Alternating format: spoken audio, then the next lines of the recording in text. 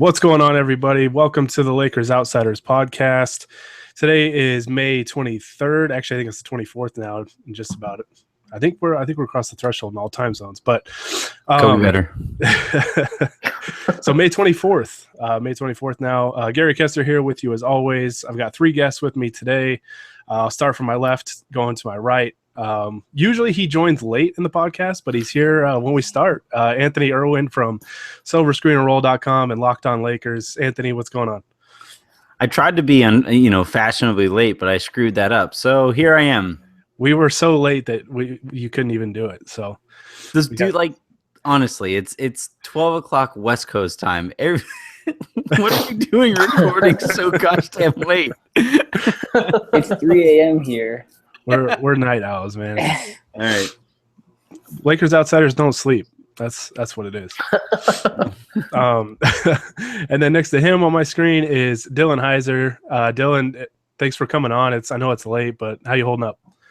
I'm doing all right. I'm getting some backlash from my Kyrie slander today, but you know what? We'll be all right though. Yeah, I was gonna say. I think can't be much worse than what happens to you in the Slack, Dylan. You know what? That is totally true.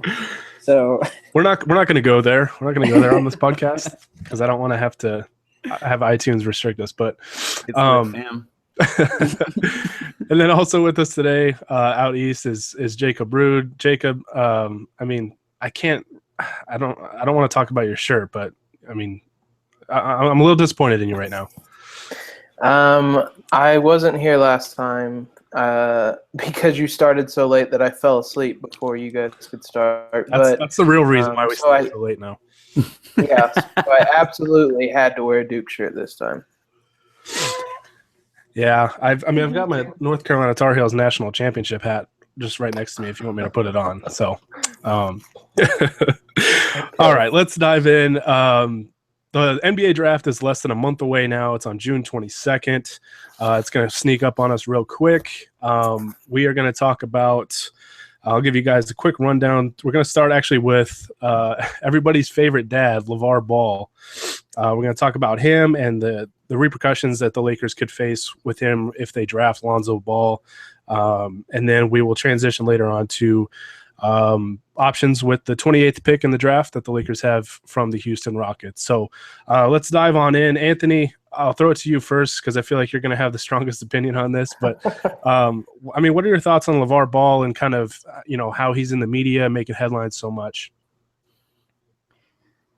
It's already tough enough to be a rookie in the NBA, right? Like you're already going into one of, if not the most competitive environments in just about any workspace there is in the entire world, right? And on top of that, Lonzo is probably going to be drafted by the Lakers, which means you're going to have everybody and their mother lining up to send stupid tweets because they know a great way to get retweets is to say dumb things about the Lakers. Mm. And then you have LaVar who's out there saying, I think his most recent one, he said that he could beat Magic because Magic was too slow. He had previously said that he could beat Michael Jordan in his prime. There's living vicariously through somebody's kid, and then there's outright wishing that you could be that kid, that child, this idea that anybody would care what this guy has to say. And he honestly thinks people care what he has to say. It's like everybody else is in on this sick joke except for the moron who's out there saying these dumb things. And I feel bad for Lonzo because he's a really quiet kid. By all accounts, everybody loved him at UCLA. All of his coaches and teammates loved him. The managers at UCLA loved him. And he has a really fun game that fits really well alongside D'Angelo Russell and just about everybody else in the modern NBA. But, the only reason why people like me have an issue with Lonzo is because I'm concerned about LaVar Ball showing up and saying too many dumb things while surrounded by a completely made over franchise. Like the Lakers are really young everywhere, and that makes it tough to deal with somebody who says so many stupid things.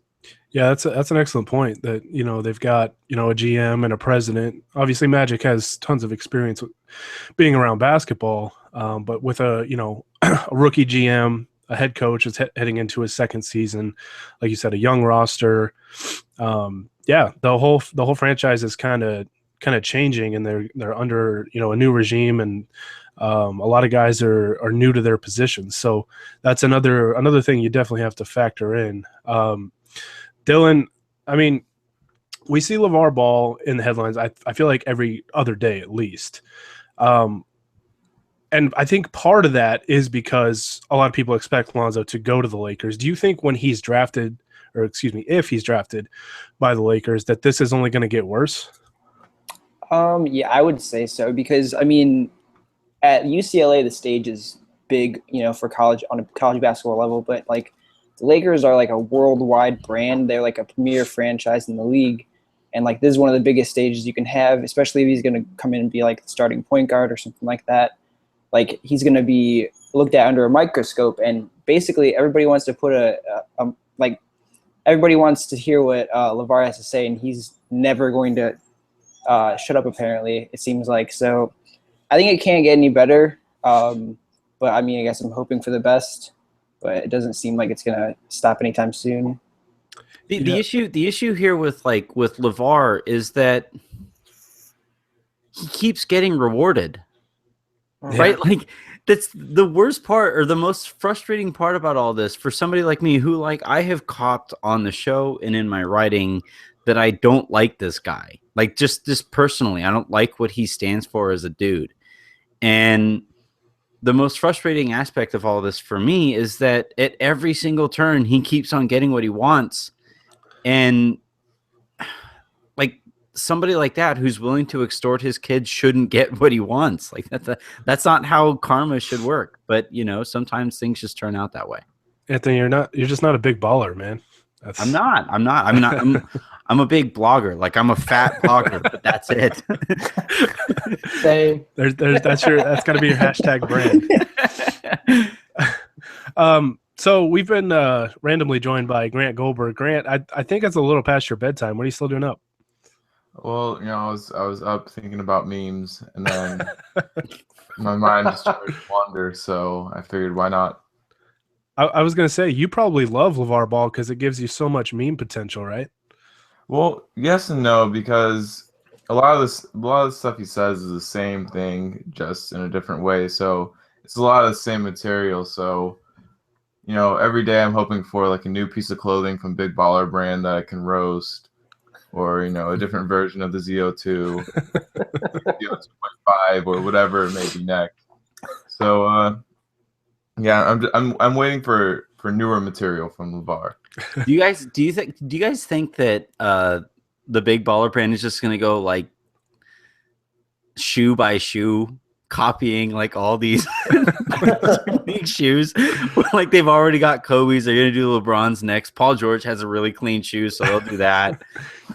maybe they'll wait for LeBron to retire first. Oh, I don't know. I mean,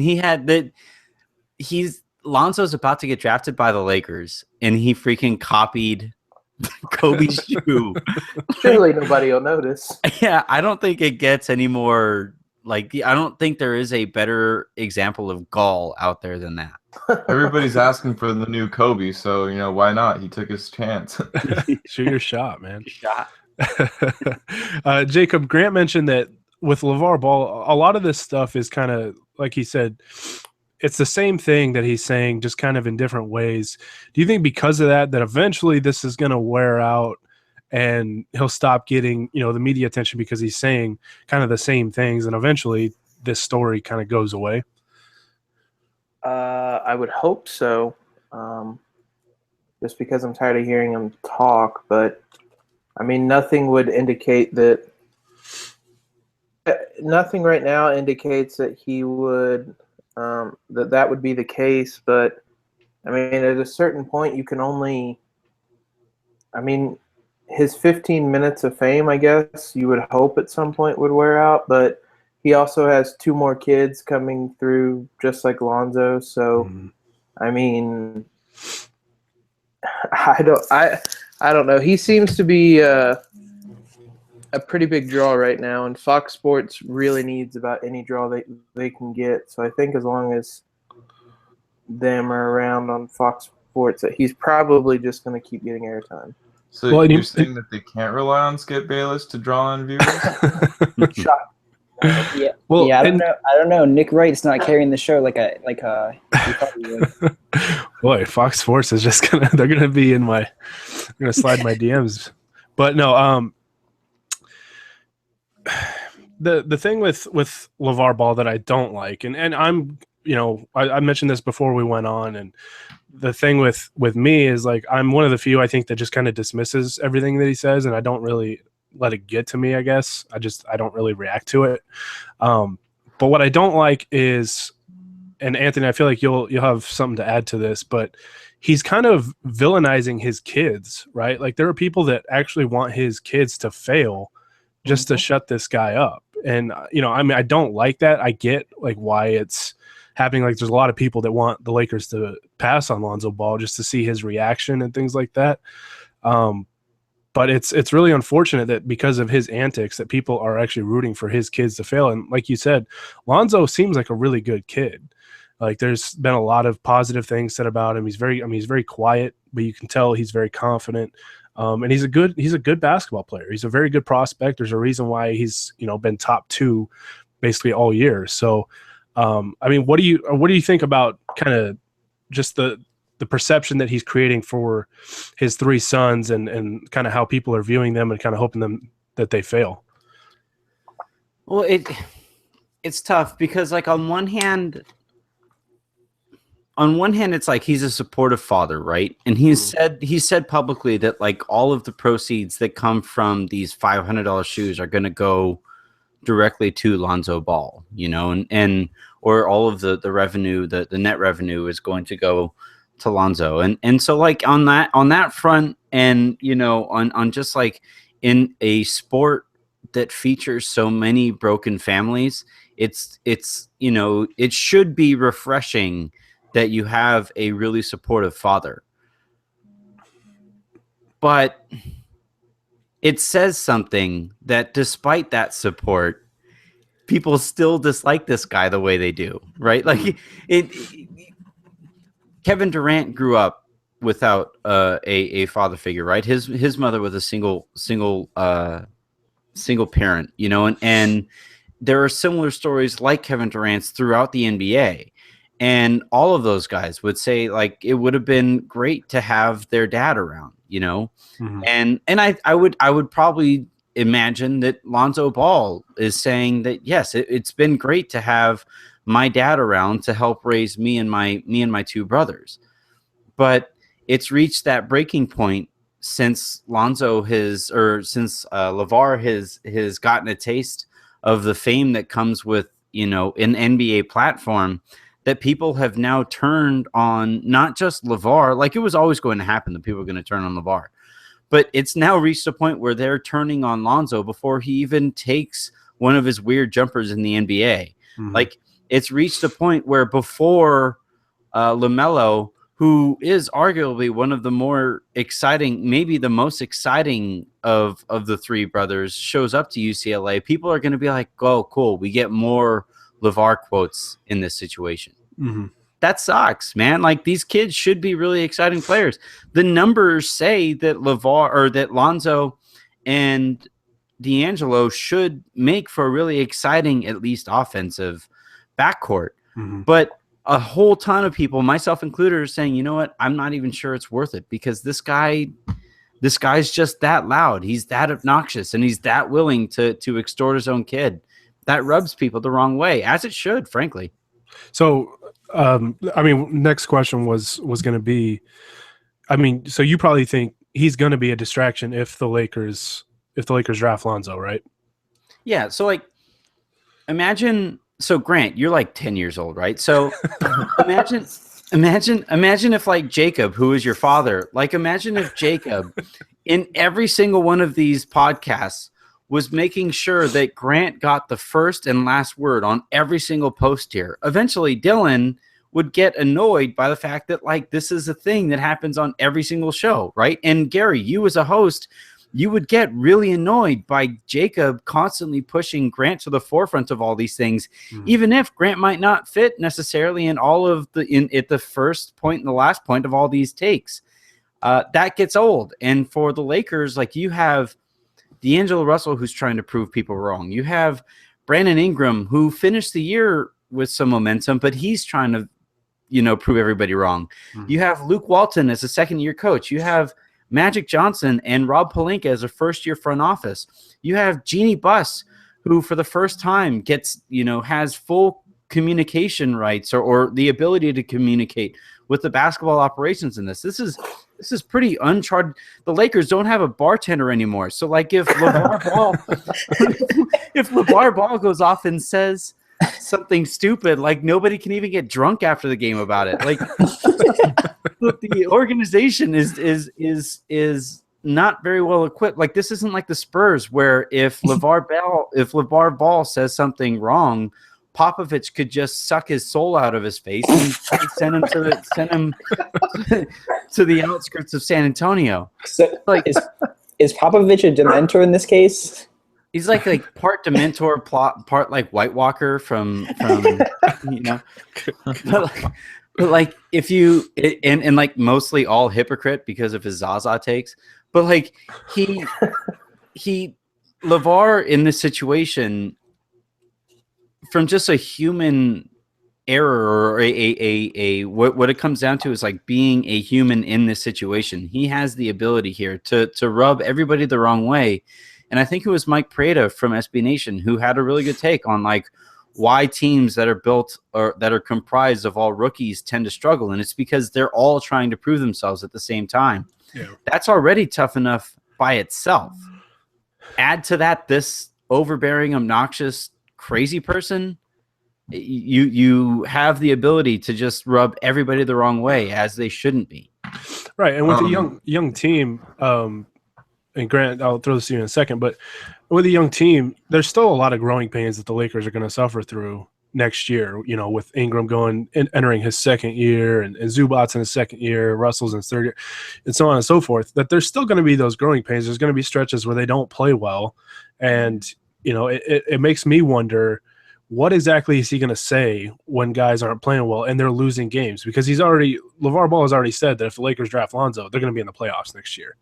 Right. And I mean, that's to go from 26 wins to a playoff team in the West is, a huge jump. I mean, you got to be at least 500. I think Portland was 41-41 this year at the 8th seed, but they're still going to have stretches next year where they're going to struggle because they're still super young.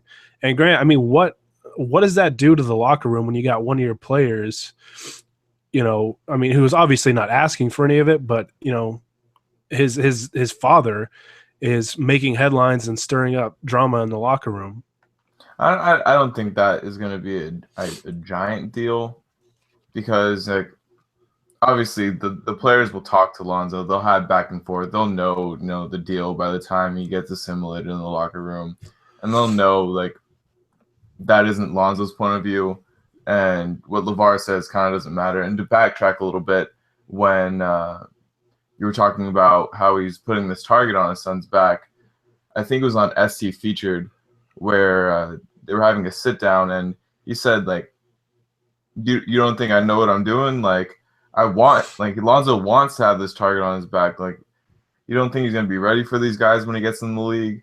And something along those lines. So he knows what he's doing by these comments. So I don't think he'd go as far to say anything about his professional teammates. I think in the college environment, there's a little more leeway to kind of throw his weight around. His word kind of matters more. But in the NBA, guys will kind of just scoff at that and kind of just blow it by. But I think the issue here is, he's already starting to upset NBA players, right? Like he had some comments about LeBron James and I think his family that LeBron didn't take very kindly to. And, if he continues to say, we've heard him say that, Lonzo's better than Steph Curry already. And, I think if he keeps going down this road, NBA players are going to take notice. And, you talked about the target being on his back.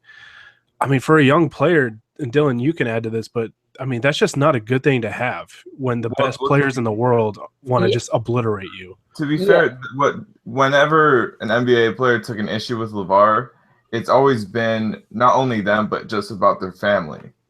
About LeBron, about Kyrie. So that's what brings up, kind of their response. That's what prompts them to reply to LaVar. Otherwise, you're saying you don't hear much from Steph Curry when he says, Lonzo's could replace Steph and they'd win the finals or something along those lines. Well, you might not see it in the media, but you got to think that players talk about that stuff in the locker room, right? Oh yeah, but I'm saying if he continues to bring people's families into it, which has been a couple cases, but in the general sense, he's been talking about just about their games and comparing it to their son, how his son's better. The Cavs are going to play defense 2 total games next year, right? Like we've already seen them understand that they don't care about the regular season. Next year they're going to play defense in 2 games, and both of them are going to be against whichever team Lonzo Ball is playing against. So basically, he's not in the NBA yet, and his dad's already pissed off 2 of the top 5 players in the league. Yeah. So I don't know. It's just not a great sign. It's not a great start for him. Is Dylan calling Kyrie Irving a top 5 player in the league? Oh no. Just wait until because we saw Luke Walton sit some of the kids down the stretch in some of these games last year, right? Mm-hmm. Just wait until the Lakers lose a single game and Lonzo isn't in there to finish that game. Just wait. You guys are telling me LaVar isn't going to say anything stupid in that situation? Oh, yeah. No, that's going to be a bloodbath. You saw at the end when they're I was going to say this. I mean, for the most part at UCLA, he didn't say many terrible things just about Lonzo, but things went really well for UCLA most of the year. Yeah, they happened to be winning. He went out there and said, when they lost to Kentucky, he went out there and said they had too many white guys on the court. Things were great all year, and then on the one opportunity that he had to say, you know what, my son kind of sort of got torched for 39. No, he went the other way and said, nope, it's these damn white guys. It's not going to go well this year. Well, and Jacob, is this an overreaction on my part? Or, I mean, if you draft Lonzo and you've got LaVar continuing these antics and going on and on and on, I mean, can that play an impact on free agency next year for the Lakers? It'd be interesting. I mean, I don't think right now it would have any type of impact because it does seem like people are able to separate LaVar and Lonzo, but I'm sure teams don't want to come closer to the situation, or players don't want to come closer to the situation. But, I mean, I'm not sure. I mean, on one hand, you could say that, LaVar's been talking all this to get his son to the NBA, and now that he's here, maybe he'll take it back a little bit. But, I mean, I don't see how it could be anything but bad if he were to keep it up.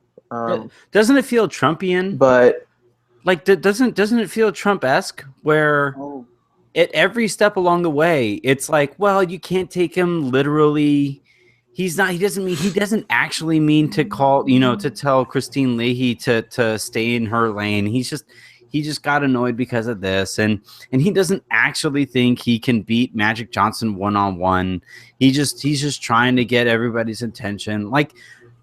We just voted for the biggest dumbass in American history, and it's because of the same tactics that LaVar Ball is rolling with out there as in terms of just getting himself headlines for. And at what point do we learn our lesson and just say, hey, when somebody's out there intentionally saying dumb things, you should maybe not pay attention to them anymore. Yeah.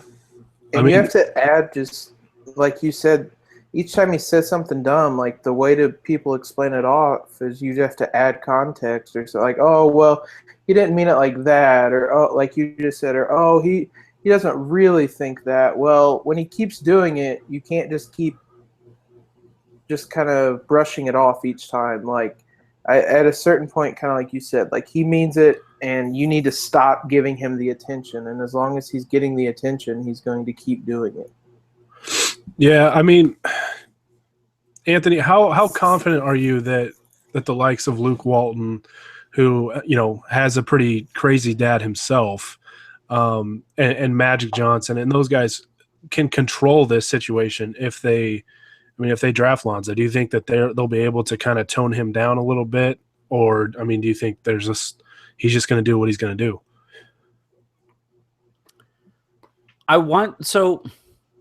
Luke isn't. I'll grant the people who the counterpoint to what I keep on saying, talking about Luke being a second-year head coach, is that he isn't the average second-year head coach. Like right now, like how many second-year head coaches are the face of their current franchise? Like that's pretty rare, or right? have coached basically an NBA title team. Yeah, like when it comes to things that the Lakers will point to with free agents, potential free agent targets.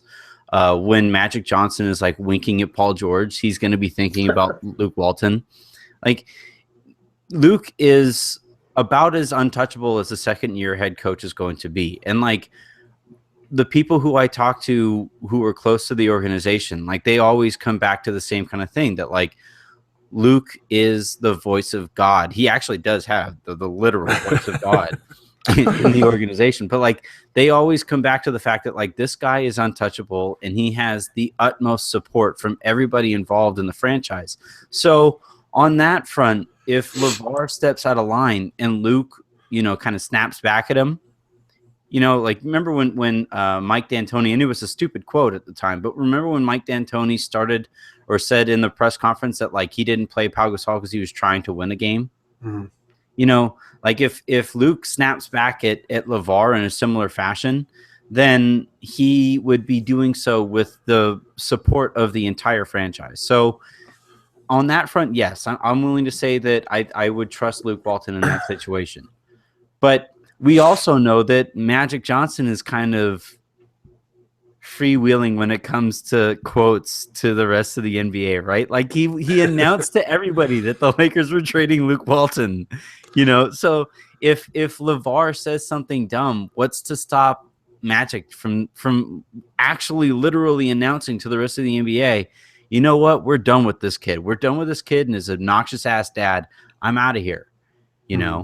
And if that happens, like it's already tough enough to trade a young prospect, but if you're trying to trade that young prospect with no leverage because you just announced to everybody else that you're trying to trade this young prospect, that's a fool's venture. And you wind up as the Sixers. What's that? Yeah. I mean, poor Philly gave up Nerlens Noel for what? For Ersan Ilyasova? Yeah. And they couldn't get rid of Philly Loca for 2 years after he went. Yeah, so I mean I keep going long-winded on this stuff, but my concern here is that it's a really young franchise all the way around, and it's a young franchise under the microscope that comes with being the Lakers. That's just it's the combination. It'd be one thing if it was like the Bucks, that nobody actually cares about. Then you could even their GM. Then you could make it work because those headlines pop up and three people. It takes a single tweet to be like trending in Milwaukee, right? So like you can get by with saying dumb stuff if you're LaVar Ball out there because you're going to see your name in headlines, but nobody's actually clicking those headlines. In Los Angeles, that's not the case. With the Lakers, that isn't the case. I had to be specific there because nobody clicks on Clipper stuff either. But like in Los Angeles, if he goes and says something and questions Luke Walton's coaching, like people are going to quote tweet that like crazy, and that story is going to be in the news cycle for a solid week every single time it happens. Yeah, and one thing I'd be curious to see is that if Magic in that situation comes out and says like, dude, you need to tone it down. I'd be curious to see if he would.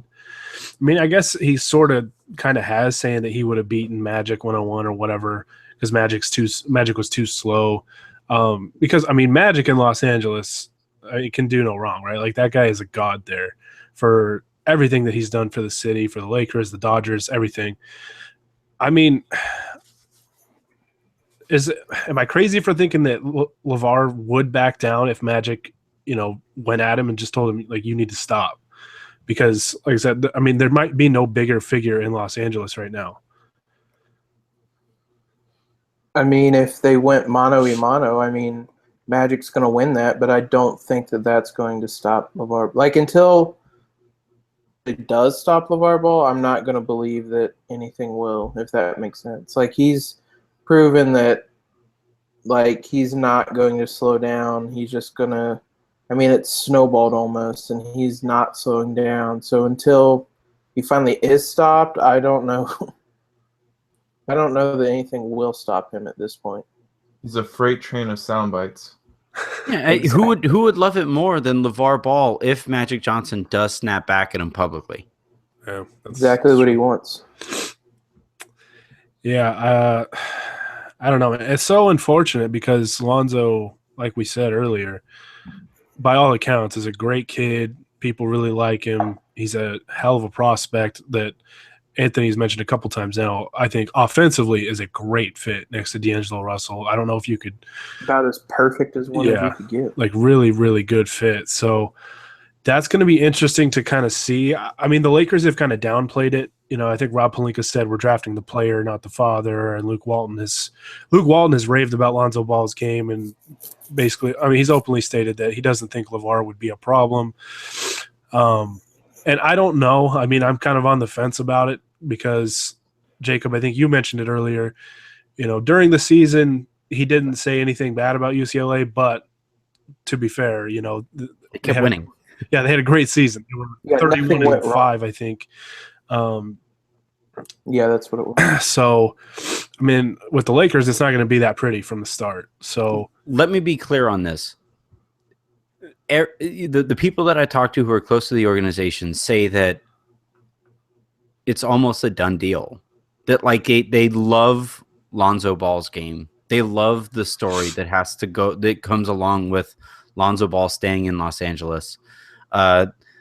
Basically, Lonzo and D'Angelo Russell have the ability, because I believe they're both like 3 years younger than Damian Lillard and CJ McCollum, right? Like, see, that's a really fun backcourt up there in Portland. yeah, Those two guys are pretty close to the primes of their careers because of how late they were drafted and stuff like that. And they stayed in school longer. Yeah, yeah, but like with Lonzo and D'Angelo, like they have the opportunity to be a 6'4" and 6'5" combination of Damian Lillard and CJ McCollum. Well, and there's a lot of parts. Yeah, a lot of parts of their games that are interchangeable. You know, Yeah, so and so like the Lakers love the idea of Lonzo.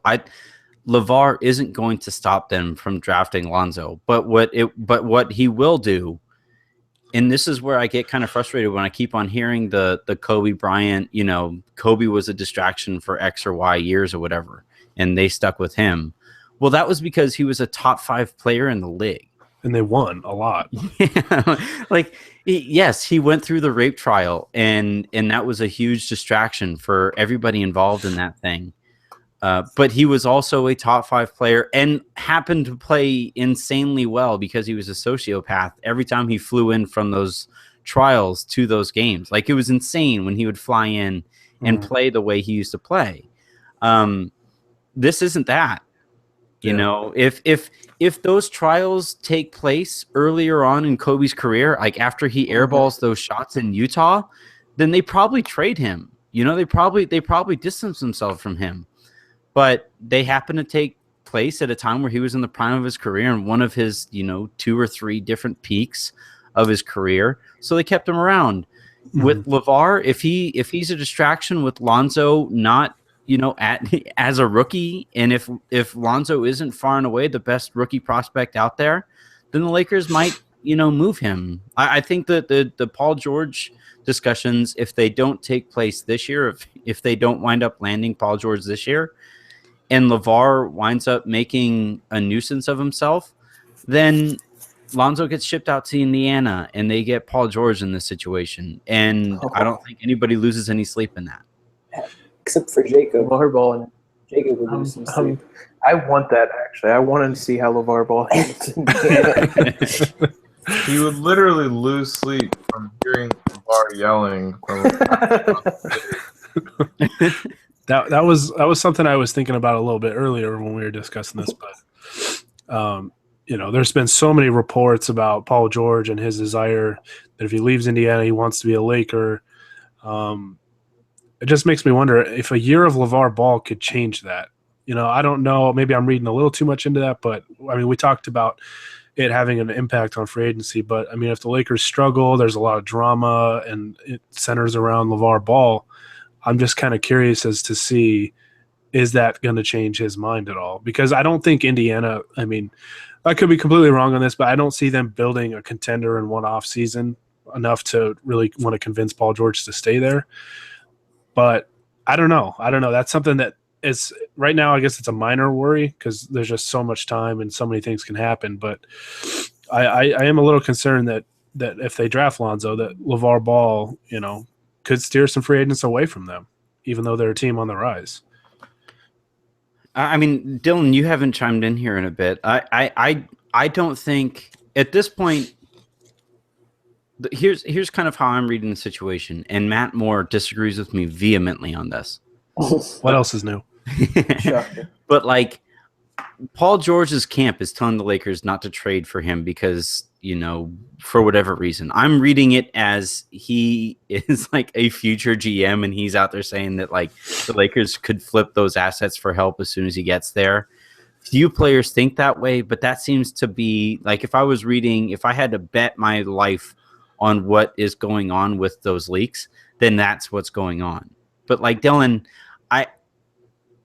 Lonzo, despite his dad, is still going to be an asset at the end of this year. I don't see that changing anything. Oh, yeah, I would agree totally on both fronts. Like when it broke that Paul George doesn't want the Lakers to trade for him, it seemed like just so they could have as many assets as, like you said, to flip for immediate help in some way, shape, or form to make them like an immediate contender. But like you said, I don't think that there's much you can do. Like, I don't think that there's anything that LaVar can do in just 1 year that would necessarily make Lonzo's stock drop that far off. Because I think that he's actually going to be like a pretty good rookie. And just his play alone, like his stock will still stay pretty high if he plays pretty well. So I don't think there's anything that LaVar can do to hurt that. But I mean, if it goes on for longer than that and his play isn't good, then like who knows what could happen to Lonzo's stock at that point. Yeah, no, there's so many different layers to this that are really interesting because there is a lot of things. I mean, there are a lot of things that go on behind the scenes in NBA locker rooms or, with the Ball family that we don't know about, and it's going to be really interesting to watch over this next month leading up to the draft because, I mean, he's a walking, talking headline. He's always in the news in some way, and like Anthony was saying. I mean, Anthony, I don't know if you were breaking some news on the Lakers Outsiders podcast here or not, but that the Lakers, really like Lonzo Ball, and that would probably be the pick at number 2. I don't know. I'm willing to say that I'd report that. Like I'm willing to go that far and say that the people who I've spoken to close to the Lakers, like they love him. There's a reason why Magic has said he's not worried about Ball or LaVar Ball.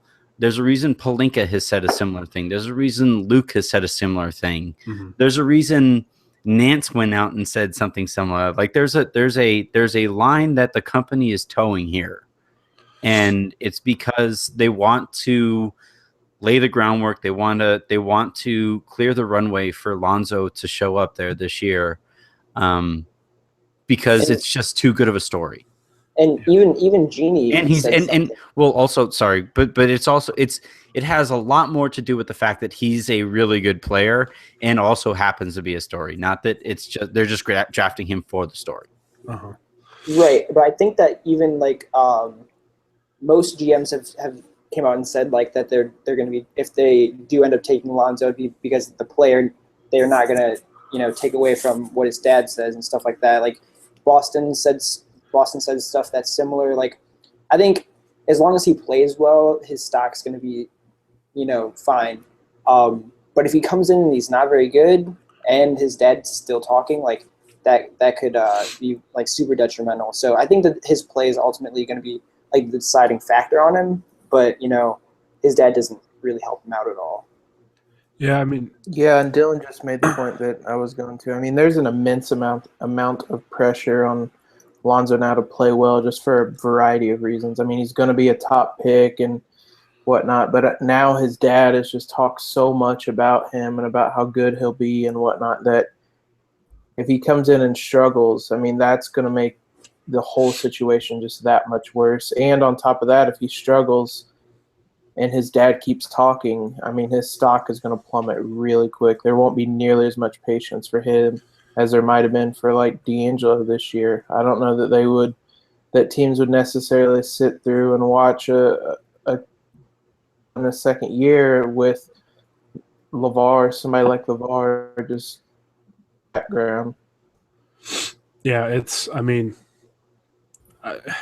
if they draft Lonzo Ball, I guess just buckle up, because there's going to be a lot of stuff to probably dive into, and yeah, it's going to be a wild ride, I think. I mean, who knows, he could surprise everybody and just kind of start focusing on his other two kids and talk about them and start hyping them up. But yeah, it's definitely going to be a thing, to some extent. So it's going to be. There's no way that he's not some sort of distraction. Yeah, I think this next year at UCLA, because I think he has a kid.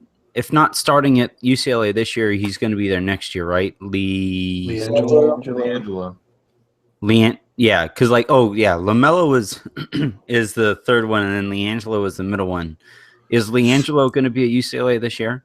He is, right? I think so. Yeah, I'm pretty sure he is. So Should be this playing is tight end.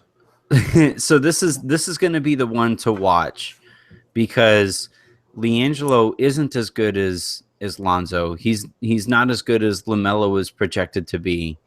And so it'll be interesting to watch LaVar handle the situation with LiAngelo, where he isn't going to be the centerpiece of all of these sets. He's not going to be the key cog in the machine that could get as far as the Final Four. Like, he's going to be more of a role player, and if LaVar is willing to accept that, then that's a good sign. Mhm. But if LaVar's out there being vocal about, well, look, UCLA, they lost 2 in a row, and it's because LiAngelo doesn't have the ball in his hands all the time, then you really understand what this guy's about. Yeah. Yeah, it's like I said, it's going to be a wild ride over the next year. We're obviously going to know a lot more, and I think we're going to know. I mean, we're just going to know which way this is going to go, and I mean, we'll know well before then. But before we transition we're talking about a few options for the 28th pick. Do you guys have anything else you wanted to add in before we move on and we stop giving LaVar Ball some more airtime?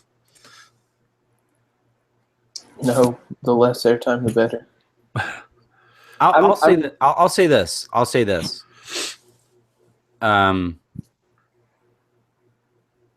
I think if Lonzo is willing to eventually separate himself from his dad, then people get frustrated with D'Angelo Russell because he isn't the next Kobe, and they got frustrated with Brandon Ingram because he didn't immediately show up and wasn't the next Kobe. But Lonzo Ball, if he does eventually separate himself from his dad, then that's a Kobe move. Yeah, that's him saying, look, my career takes Quite precedent literally over what is going on with whatever quotes you want to get for yourself, Dad. And if that does take place, then the Lakers have a special one on their hands. yeah, very much so. yeah. Like I said, there's so many layers to this whole story and this dynamic between the Ball family and the Lakers, and because I would be very surprised if Lonzo Ball's not the pick at number 2 next month, but we're gonna find out. We're gonna find out here real soon, and I mean, we know who we're gonna hear about it from. So Does Does LaVar become a distraction to Lonzo if he tries to distance himself post-draft? I wouldn't think I so. can't see that situation No. going very well. I was mean- going to ask, like, what are the how high of a percentage would you say that LaVar goes on the stage with him when he gets drafted? That's probably a better question. Oh, he'll 100% be there. No, it's whether he takes off the Laker hat and puts on another big baller brand hat. Right. I was gonna say, what's the percentage Lonzo even gets to go up there? I just figured LaVar would just go up there for him. It's literally going to be like the first take walkout where like LaVar walks out in front of him and then Lonzo's like with his hat down walking out behind him. I hope LaVar goes out there and tells Adam Silver, "Hey, you might not be Big Baller Brand, but you could be Big Balder Brand." We couldn't make it through without Anthony making. And then Adam Silver bans LaVar and Anthony from the league forever. Actually, I'm fine with that now. Actually, You got to take one for the team, Anthony. Yeah, well, I got my joke in. All right, let's transition to some prospects that we don't have to worry about. Well, at least what we don't think about. Their dads making headlines and possibly being a distraction. On top of the number 2 pick, the Lakers have the 28th pick in the 2017 NBA draft. Dylan and Jacob, I know you've got 2 names that you wanted to talk about each. Grant and Anthony, I don't know how much you guys have really researched kind of the tail end of the first round or early second round, but if you want to chime in on this, we'll get you in there. But Dylan, who's one player that you really like that could be on the board when the Lakers are up at number 28?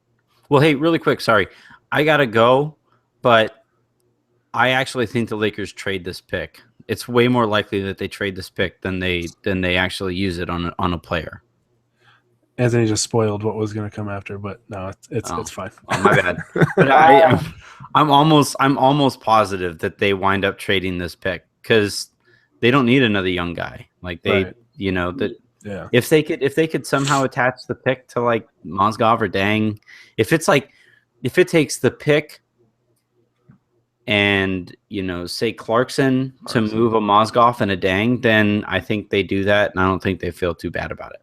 Yeah. You just If you saw get rid of Anthony running the ESPN trade machine through his head.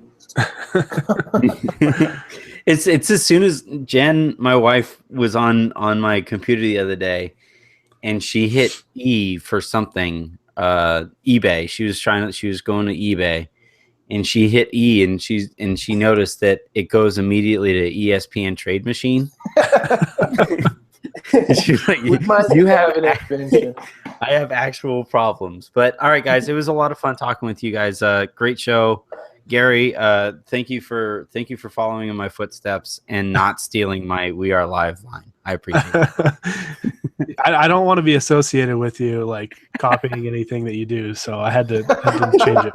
It's definitely for the best. We'll talk. Best of luck, everybody. We'll talk to you guys soon. All right, thanks, Anthony. Anthony. So I mean, the 28th pick, we talked about the possibility of them trading it, which is a very good possibility, and we'll save that for another podcast. But because the LaVar Ball talk went on longer than I thought it would, which is no surprise, I guess, with that guy, right? But Dylan, who's the first name that you were going to talk about as a possible guy if the Lakers use the 28th pick?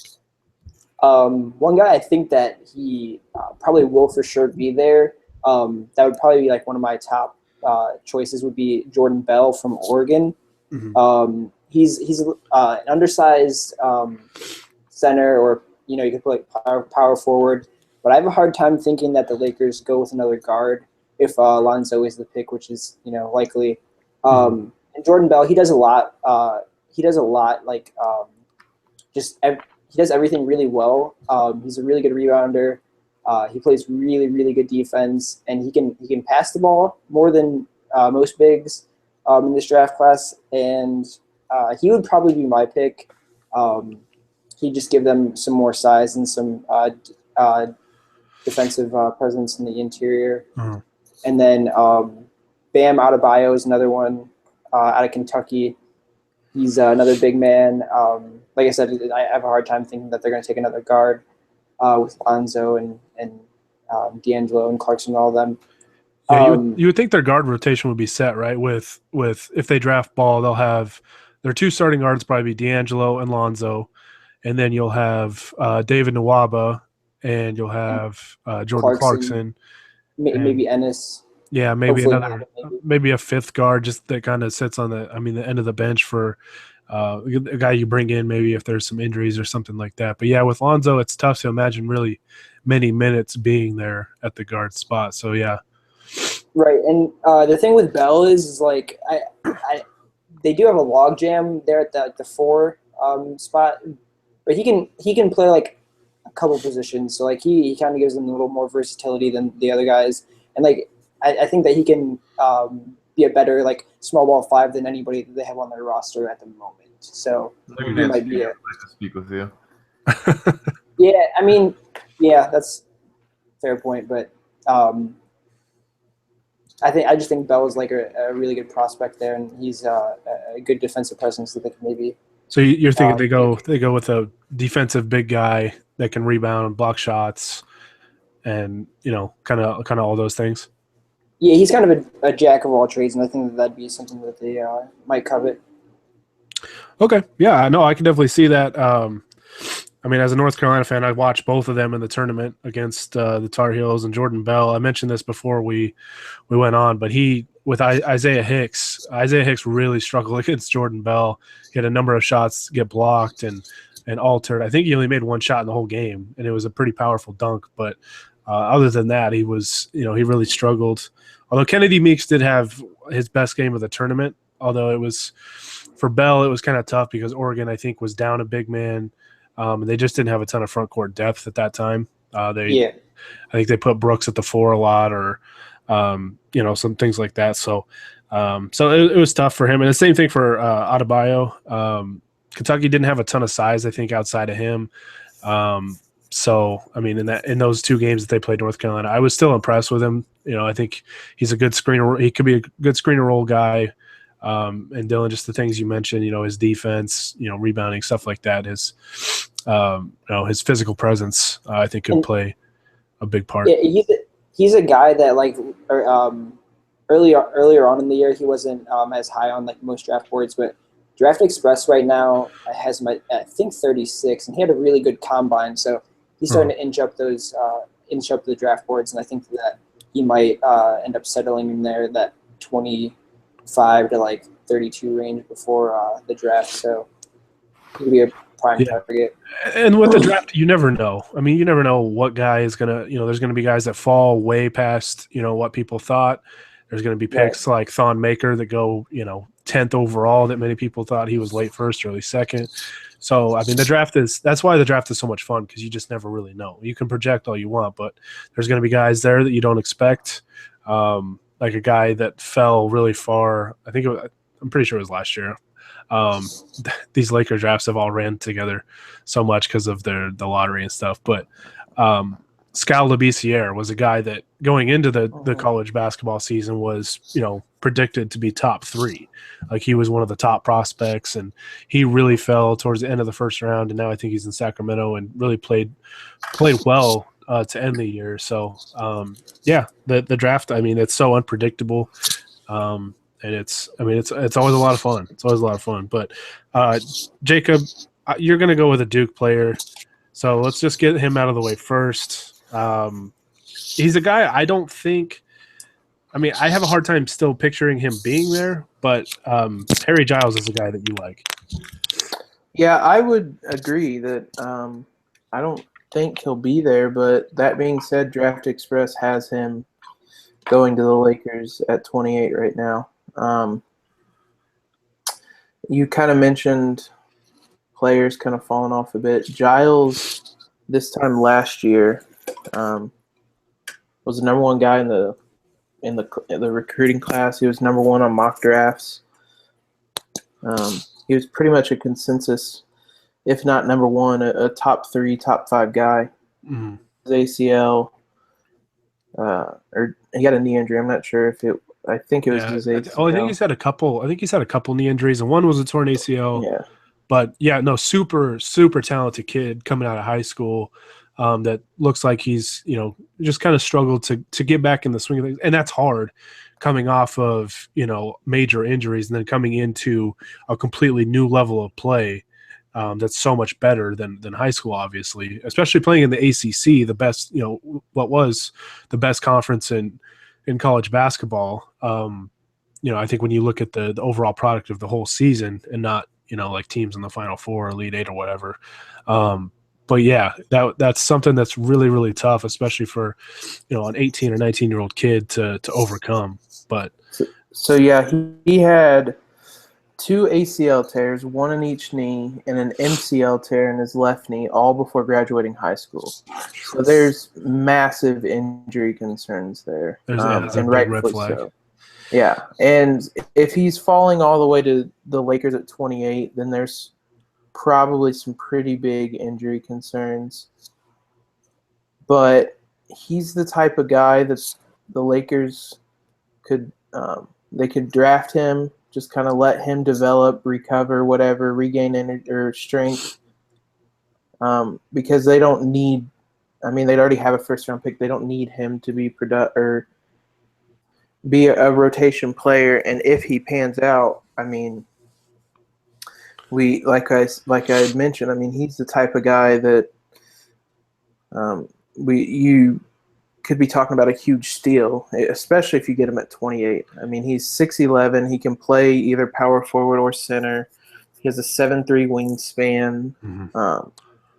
Was at the combine. I mean, if he were healthy, I mean, he's a top 5 guy. So if the Lakers kind of put him through the test, put him through the physical, and feel that he's healthy enough, then you're looking at 2 top 10 talents that you're taking in the draft. And I mean, there was a report either last week or 2 weeks ago that GMs were saying that if his medical test came back positive and there weren't red flags, that they couldn't imagine him making it out of the lottery. Uh-huh. They didn't think he'd make it out of the top 10, let alone the lottery. So, but there's going to be kind of a huge.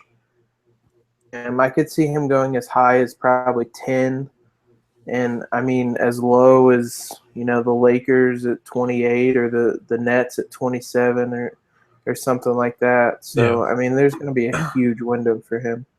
Well, and the Lakers would be in a position too to where they kind of have a little bit of insurance with that because they have, they have good prospects already on their team. They have, with big guys, they have a surplus of big men right now.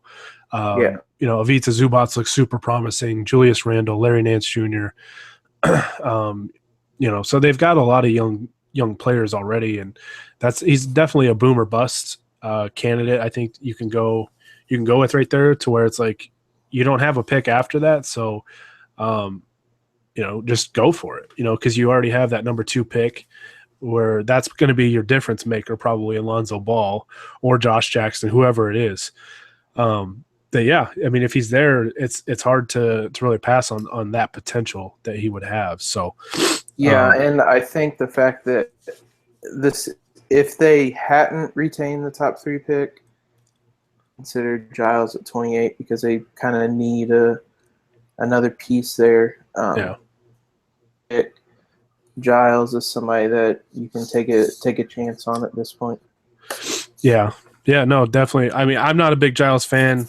Of course, I'm usually anti-Duke, except for Brandon Ingram. But no, and to be fair to Giles too, a lot of times, I mean, with knee injuries or major injuries, it takes a full season to go through before they really get back in the swing of things. And unfortunately for him, it's going to be this second year, post injury that he's going to have to be learning. Like really, he's going to have to learn a lot because he's at another level up.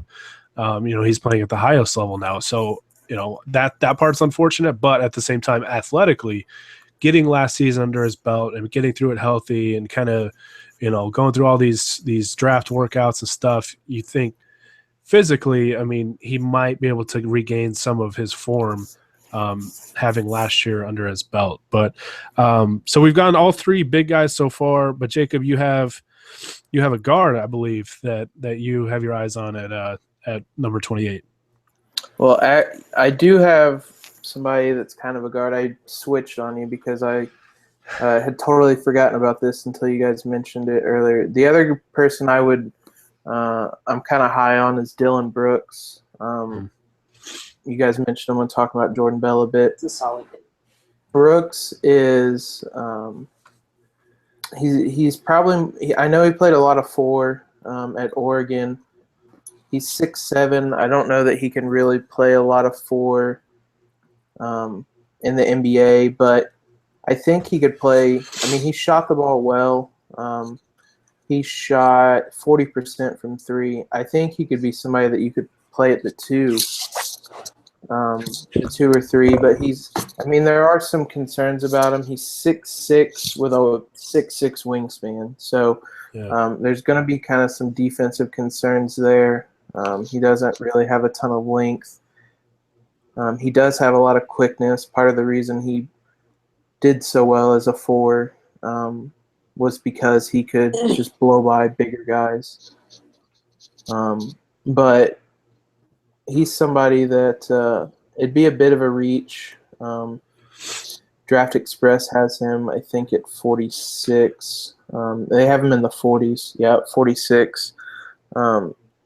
But like you mentioned, I mean, once you kind of get to that part of the draft,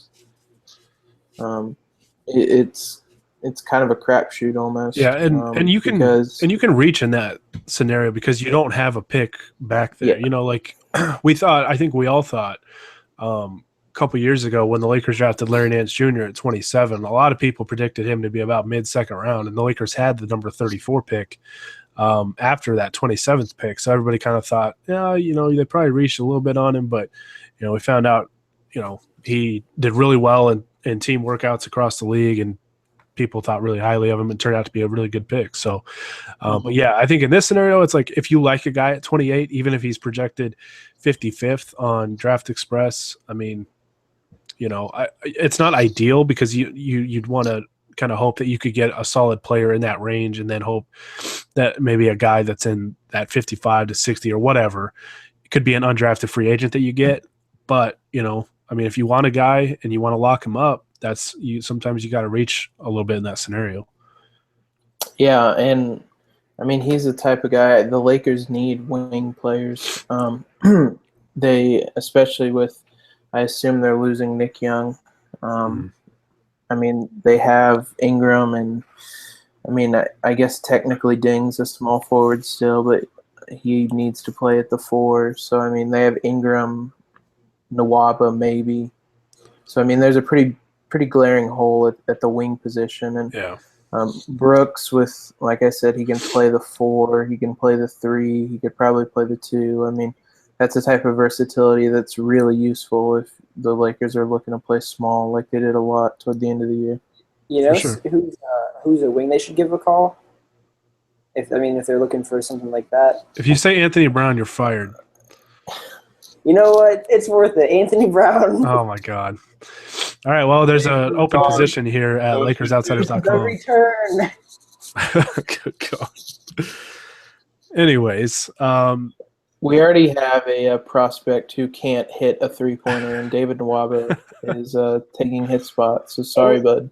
And you know what? While I'm already fired, I'm just going to go on record saying I never said Kyrie Irving was a top 5 player, okay? He's still mad about it. Oh, my God. Still on brand. Oh, yeah. Thanks to Kyrie Irving for really giving it to the Celtics last night. Us at Lakers Outsiders appreciate that. But no, Grant, did you have any guys that you wanted to chime in real quick on? No. I'll echo Jacob on Dylan Brooks. I think he could be pretty versatile for the Lakers. Like you said, doesn't offer much value defensively, but like I said the last podcast, there's not really one player that really adds defensive value. Probably your best defender is Tariq Black, and he might not even be with the team next year. Right. So, you're gonna need all the points you can get, and you can plug and play him at the 2, 3, 4. So he's kind of like a Swiss Army knife that you can just put into the lineup. And obviously, defense is probably the Lakers' biggest weakness. I mean, they were like the worst team in the league defensively, but they also need shooters badly. Right. They got to give, especially if they're going to draft Lonzo Ball, that adds a shooter himself. But you need to have other guys that can go out there and space the floor and give those guys room to really operate. So, and that was a reason why Lonzo was so good with UCLA is because they're big guys. They had a lot of big guys that could shoot. So they created white. Yeah.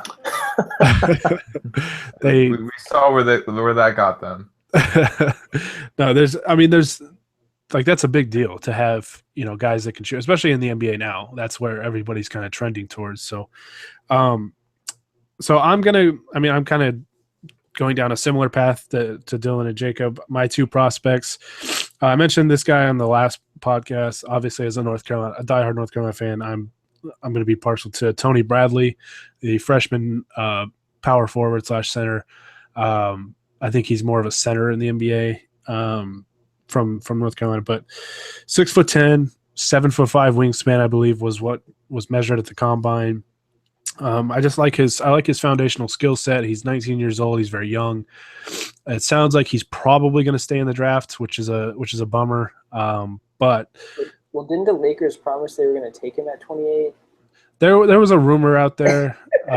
So yeah, it was on the Ringer's college basketball show. Tate Frazier, I mean, for anybody who listens to the Ringer, he's also the kind of producer or whatever for Bill Simmons' podcast. But he's a UNC grad. He, I guess, knows people. I mean, you can take that for what you will, but he said that he had heard the Lakers were going to promise that they would take him at 28. I find it hard to believe they're promising that without working anybody out.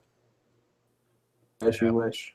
Yeah, take that with a grain of salt. But no, I like Tony Bradley. I like his length. I think he's got a lot of defensive potential because he can move pretty well. I think I said this on the last podcast, but I think he was a little held back at North Carolina because Isaiah Hicks and Kennedy Meeks and Luke May, that Carolina had a lot of good big guys, so there weren't a ton of minutes to go around for him, especially because Meeks and Hicks were seniors. They were very effective. And North Carolina played inside out, so they were kind of the focal point. Although Justin Jackson really emerged and Joel Berry was really good. But I think Tony Bradley was a little held back because of just the talent and the depth that they had. So I think he's got really good hands. I think he's got good feet. He's got good touch around the basket. And I think he can develop a lot of skills that are useful. I think his pick and roll defense can be pretty good. I think he can be a good shot blocker and just a really solid player. I don't think he's not going to be like a superstar or anything like that, but a really good big guy off the bench. I think that plays defense and does a lot of little things well. So another guy I like that, because we talked about the Lakers needing a small forward in the worst way. Because outside of Brandon Ingram, Luol Deng, you don't want playing small forward. Nwaba plays a lot bigger than what he is at 6'4". But a guy I like is Semi Ojeleye. He's a guy that, he's got ideal size. He's 6'7", 235 pounds. So he's really built. He's a little bit of a tweener right now, but I was encouraged with his shooting stroke. There's a lot of parts of his game that I think need refinement. Like most young players, but he shot 42.4% from three this year. He averaged 4.9 3-point attempts, so that's a pretty high volume. Averaged 6.9 rebounds, 52% from twos, and 19 points on 34 minutes. So, he has impressive numbers. At the combine, he measured 6'5", with a 6'9" wingspan. So, but like I said, the Lakers badly need a wing, and I think at 28, there's going to be limited options with small forwards and true wing players. So, but I think Semi is a guy that, like I said, he's got some kinks he's got to iron out, but I think he could be a very, very solid choice there that could grow into, hopefully a good 3-and-D guy. There's definitely potential there for him. So, I don't know. Let me see real quick where Draft Express has him, but they have him 38. So a guy that could be in that range. We'll see. But one thing I want to add on Ojale, like you said, how he could be viewed as a tweener. He's only 6'7", but he's super athletic. Like he had a 40-inch vertical at the combine, and he was really quick. And so like I feel like he has the ability to like make up and stuff that he lacks, like maybe height wise and stuff like that. So. He's another choice that I really like. Yeah, I mean, like I said, this is probably going to be a lot different on draft night, but at that pick there's just kind of limited options for like true wing players. You're either getting kind of probably a guy that's a little too undersized, or you're getting a big guy. So, but on draft night, it's all going to change. There's going to be a lot of picks that we don't see coming, and that's going to throw the order for the loop and things like that. So, any other prospects? Okay, I guess we'll sign off with this prospect because I'm sure Hani Amadian's on here still watching. We'll mention Cameron Oliver, I guess. I don't like Cameron because I live in Boise, so I was a Boise State fan. He repeatedly gave Boise State a lot of buckets, but Cameron Oliver, honestly, he's a big guy that is a good athlete, can shoot. Can be a good. I think he's already a pretty solid defender, but can be really good. He's a power forward. He's listed at 6'8" on Draft Express, so not a position of need for the Lakers, considering they have two young power forwards, and Luol Deng probably needs to play power forward. But it's definitely a guy that you should take a look at because I think he's going to be a solid player, and I think he's a good role player, really good second unit guy. I don't know if he fits with the Lakers because, like I said, they have a surplus of power forwards right now. Maybe if they get rid of Dang and give Nance some minutes at small ball 5 or whatever. But Hani will tell you more about him next time he's on, I'm sure. I mentioned this in a Q&A with FanRag Sports, but I think Oliver would be fine with the team if they got rid of one or both of Tarek Black or Thomas Robinson, because then you're getting really redundant. Yeah, I'd actually be surprised if either of those guys is on the team. I think, and I like both of them. That's not a slight to them. I think, I really enjoyed Tarek Black. He's got a non-guaranteed contract, which I think is going to be a valuable trade chip for them, because it could essentially be a salary dump. But I think he's a solid backup big. You trade him to Cleveland, he's a good piece for them. Exactly. Yeah, for sure. And then Thomas Robinson, I like a lot of the things that he did this year. The guy plays hard.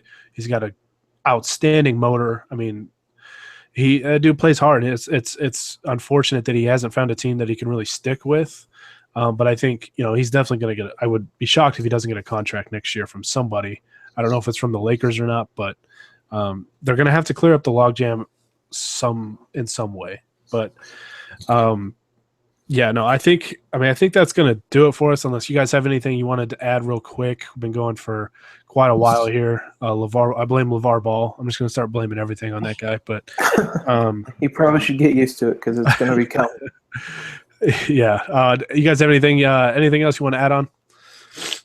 No, just thank you for not booting me once I joined this podcast unannounced. I was seriously considering just going the whole podcast without acknowledging Grant and just seeing the comments like, hey, why didn't you guys talk to that kid that's right? I wouldn't have even known because I usually don't even have the Hangout tab pulled up. I'm looking up other stuff, so I would have had no idea that Grant was even in the podcast. I usually don't either, but with Anthony right there. Yeah, with Anthony on, I got to keep an eye on him because who knows what's going to happen. Right now that I'm at Silver Screen and Roll, I think he's rubbing off on me a little bit. Jacob, you got to control your kid, man. Watch out! Watch the people he's hanging out with now. But no, I want to thank you three for coming on with me. This was really late. Had technical difficulties with YouTube that I wasn't too thrilled about. It's almost 5 a.m., Gary. I know, it's almost 3 a.m. It's 2:21. It's only 4:21 there. Settle down. But no, I thank you guys for coming on. I know it's, like I said, I know it's late. But we don't sleep here at Lakers Outsiders. You know, No, That's- we're You always got to be woke. ready for that LaVar Ball news, or those Paul George rumors that are a daily occurrence. oh yeah, they're going to drop probably any minute. You know, so no, thank you. We had a pretty big audience tuned in live for this, so I want to thank all of you guys. You can follow us on Twitter at Lakers Outsiders. You can like us on Facebook. For all of our podcasts, you can subscribe to us on YouTube. Those will be the live podcasts. You can subscribe on iTunes. We do have that figured out now. They come out usually within 24 hours after we finish recording here. So you can also get the podcast on SoundCloud. You can follow us on Instagram, pretty much every social media outlet out there. But yeah, LakersOutsiders.com is where you'll find all of our content and all of our podcasts and everything. So that's where you can follow us. Again, guys, thank you so much for tuning in. And until next time, hopefully here in the next couple days, this is the Lakers Outsiders signing off.